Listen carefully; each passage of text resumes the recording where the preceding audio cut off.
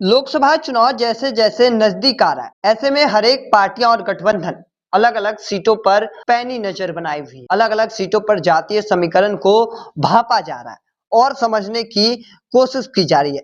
हालांकि हम बात करेंगे बेगूसराय लोकसभा सीट की, जहां पर वर्तमान में भाजपा के सांसद गिरिराज सिंह है।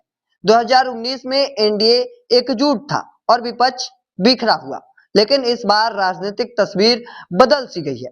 पिछले चुनाव के मुकाबले इस बार महागठबंधन आकार ले चुका है। पिछली बार जो एनडीए के साथ थे, इस बार महागठबंधन के साथ में है। 2024 के लोकसभा चुनाव तक अगर बंधन मजबूत रहता है तो इसमें दो राय नहीं कि एनडीए और महागठबंधन के बीच कांटे की टक्कर देखने को मिलेगी।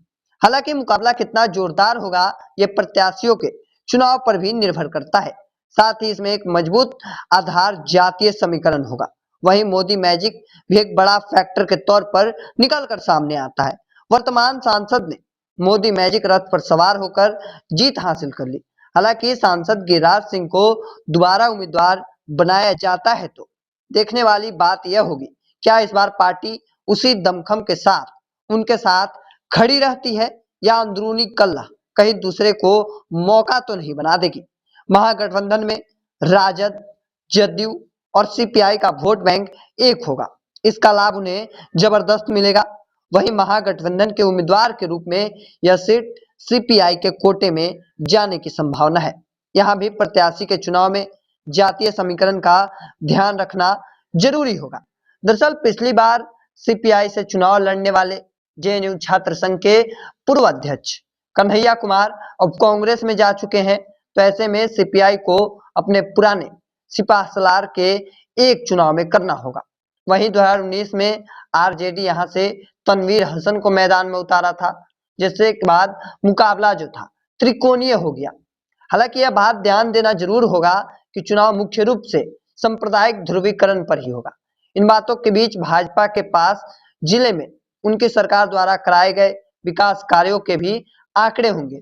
वहीं महागठबंधन से यदि मुस्लिम या यादव उम्मीदवार आता है तो इसका लाभ भाजपा को मिलेगा।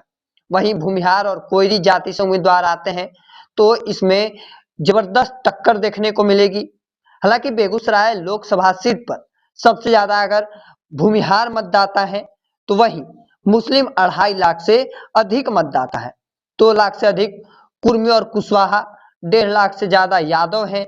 यदि जातीय आधार पर ध्रुवीकरण होता है तो भाजपा के सामने इसे पाटने की जबरदस्त चुनौती खड़ी होगी। हालांकि दलित वोट भी चुनाव के दृष्टिकोण से काफी अहम माने जाते हैं। ब्राह्मण, राजपूत और कायस्थ आदि की संख्या भी बेगूसराय सीट पर है और ऐसे में अलग अलग सीटों पर अलग अलग जो जातीय समीकरण है वो हर एक पार्टियां साधने की कोशिश कर रही है।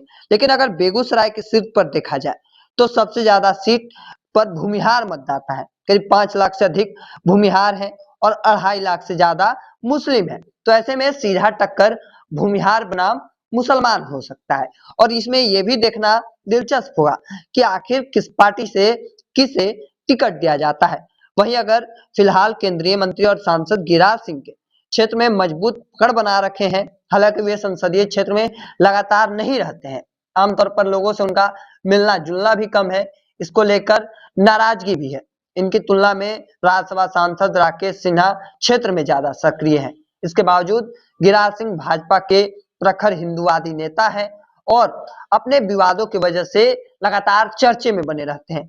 सीधे तौर पर उनका हिंदुत्व मुद्दा लगातार वो बनाए रखते हैं और यही बड़ी वजह है कि बिहार बीजेपी के फायर ब्रांड नेता में से एक है। हालांकि टिकट का दावेदारी वो काफी मजबूती से पेश कर रहे हैं। हालांकि ये देखना दिलचस्प होगा कि उन्हें भाजपा टिकट देती है अथवा नहीं, और वहीं दूसरी ओर से महागठबंधन किसे आने वाले समय में उम्मीदवार बनाती है। हालांकि इस चीज को लेकर आपका क्या मानना है कमेंट सेक्शन में रखिएगा। ऐसे ही तमाम खबरों के लिए द इंडिया टॉप को सब्सक्राइब कर लीजिए। फेसबुक पर देख रहे हैं तो लाइक और शेयर कर दीजिए। धन्यवाद।